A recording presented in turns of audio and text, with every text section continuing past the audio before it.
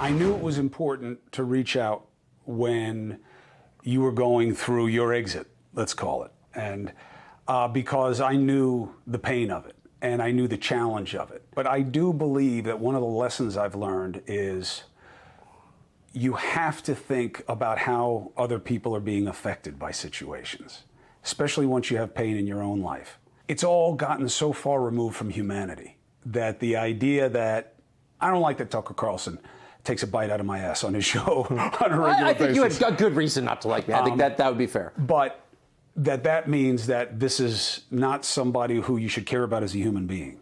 Of course, I couldn't agree with you more, which is why we're here. And I think both of us have tried to talk directly to people that we disagree with legitimately on some things, but because it's a really useful and important experience.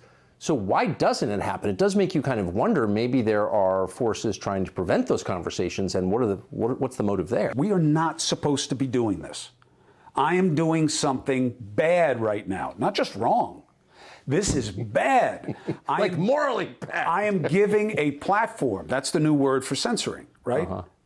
I'm giving Tucker Carlson a platform. I'm talking to him about who he is and what he's about and why he does what he does. Why? He's bad. And that's the end of the analysis. But look where it's gotten us.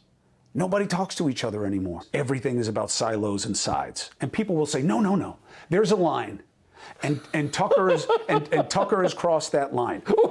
And I will say, yeah, says who? Says you in the media who also cast me out? The one way in which I really sympathize with you, and I said this in public at the time, is that you were attacked, and I don't know the details, I'm not going to ask you to reveal them, but felt like you were fired because you remained close to your brother, who was governor of New York, and he was going through a bunch of stuff. He left office, and you were still talking to him, and you weren't allowed to. And my take on it from a distance, knowing neither you nor your brother, was you got to stick with your brother. It's your brother. And that obligation supersedes all others because that's your family. People feel differently about family, which was somewhat of a new concept for me. In what way?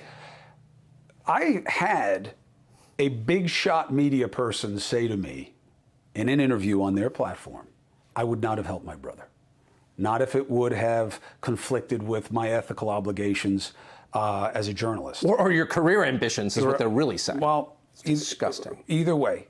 And I said, well, first of all, it didn't, because I didn't cover my brother's situation on my show. I've never had the audience give me a hard time until they started hearing things in the media that didn't square with what they had thought. For me, it was more, I got myself into a situation I didn't see coming.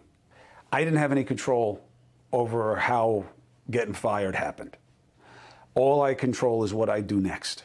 But when I met you, you were not the way I was.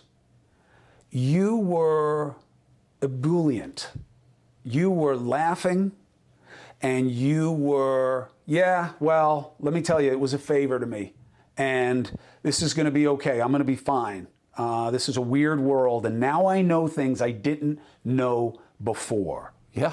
And I thought that was a real blessing for you.